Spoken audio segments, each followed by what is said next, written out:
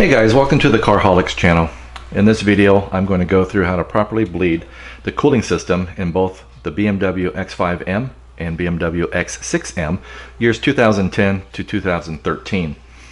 There are a couple different approaches to the bleeding process. One is the factory method, which I have never been able to get to work successfully, and that involves turning the key, the ignition on without starting the car, setting the temperature to maximum, and holding the gas pedal for 10 seconds. After that 10 seconds, or a maximum of 10 seconds, the auxiliary water pump is supposed to kick in to help facilitate the bleeding process. And again, in this 2010 model, I have never been able to get that to work one time.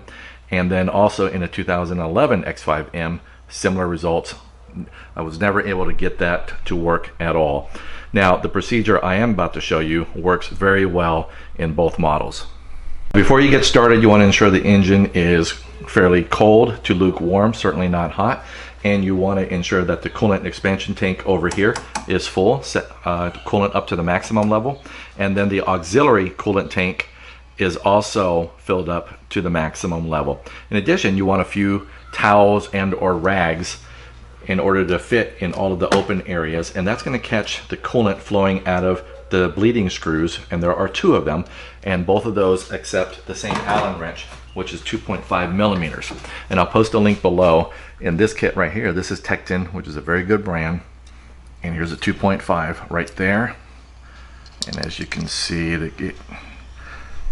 whoops, that's the wrong one, that's the 3 millimeter, and 2.38 millimeters, close enough. And that's the Allen wrench you need in order to properly open up those bleeding screws.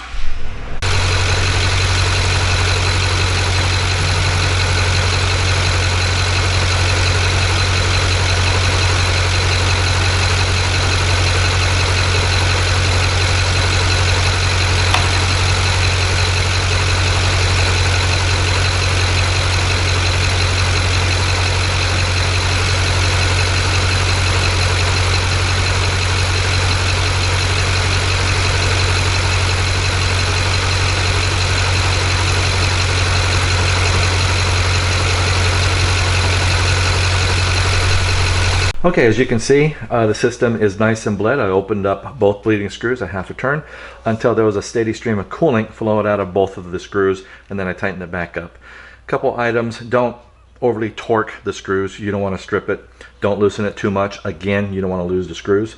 And then in addition to that, what you want to do is, once you have everything cinched up, you've cleaned up any mess, go ahead and go for a drive, come back and go through the process again. And then the following day, what you want to do once the engine is cool, or later on that day, if you started early, go ahead and ensure that both expansion tanks are filled up to the maximum level. And then if they're not, fill them back up, and then go through the process just a third time to ensure that you have evacuated all of the air out of the system. Now for myself, I replaced the auxiliary coolant pump twice, and the reason I had to do that was because I didn't bleed the system and it kept burning out the pump. Once I bled the system, it's been 4,000 miles on the latest pump, and it's been working just great.